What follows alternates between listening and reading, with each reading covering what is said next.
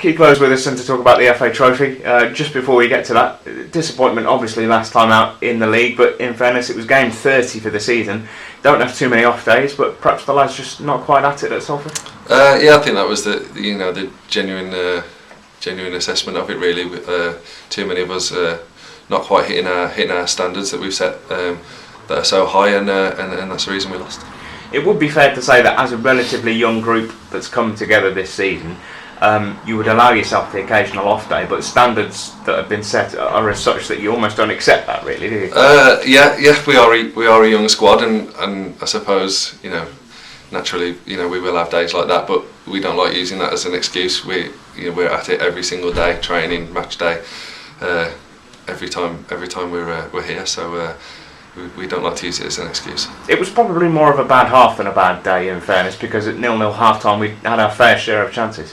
Yeah, we were, maybe a little bit disappointed not to be winning at half-time. But when you go to places like that, it's going to be tough, and you're not always going to have the rub of the green. And yeah, like you say, second half wasn't great, and we paid for it.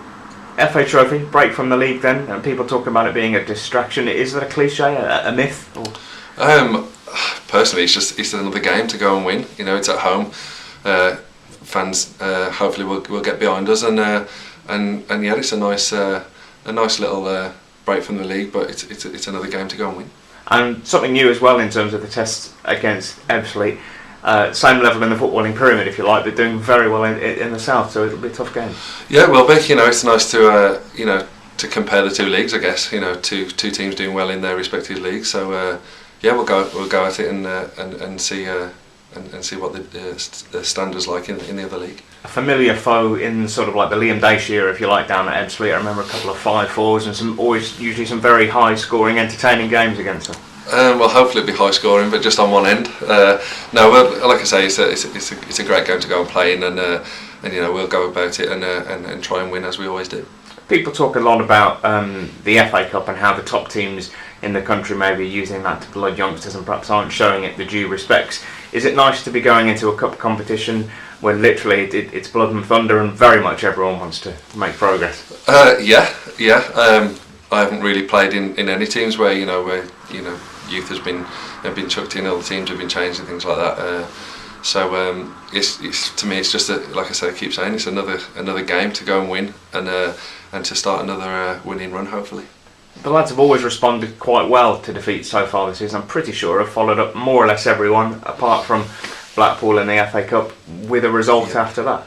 Yeah, I like to think that great teams don't lose two games on the bounce. So that'd be a good test for us now to go and prove that. So we like to think we're a good side, and we'll go about in our usual manner. The lads are enjoying playing at Aggborough as well, aren't they? Because the support in numbers, which is great, but also in noise, which is even better. Yeah, it has been. It's been a really nice comfort, to be honest. It's nice to, and it's the worst cliche ever, but it is that 12th man. It really does help when there's a lot of noise, when we're going forward and breaking forward, and the noise suddenly picks up. It does give you that extra yard. Most cliches are cliches because they're true, though, aren't they? It is, exactly. It is true. It really does help. I don't think as a fan, people can realise how much it can affect a player, and it really does help.